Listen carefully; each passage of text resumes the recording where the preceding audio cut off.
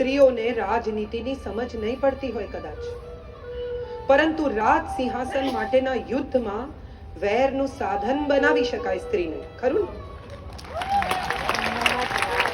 એની લેવડ દેવડ કરી શકાય રાજનીતિમાં, એની લેવડ દેવડ કરી શકાય રાજનીતિમાં, એનું અપહરણ ચીરહરણ કરી શકાય, પણ એને સમજણ ન પડે, એનાથી અભિપ્રાય ન આપી શકાય, પણ એનું અપમાન કરી શકાય.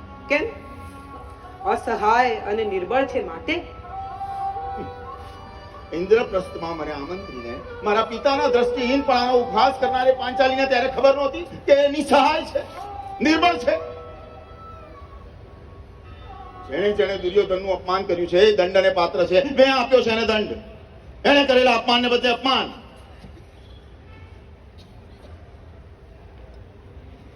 શું જોઈ રહ્યા છો?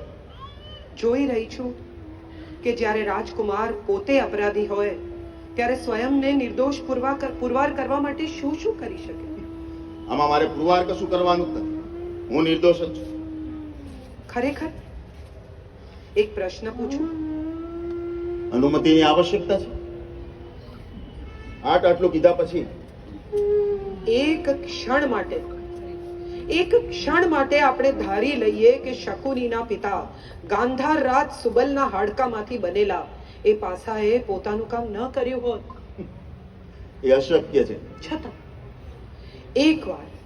એક ક્ષણ માટે ધારી લઈએ કે પાસા પોતાનું બળ ખોઈ બેઠા હોત અને કૌરવો હાર્યા હોત તો? ભાનુમતી, આ કલ્પના પણ અર્થહીન છે. છતાં તમારા મનોરંજન માટે એકવાર ધારી લઉં તો શું? તો તમે મને દાવમાં મૂકી હોત?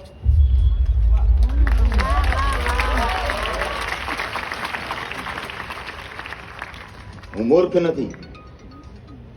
પોતે હારી ગયા પછી પત્નીને દાવ પર મૂકવાનો અધિકાર નથી.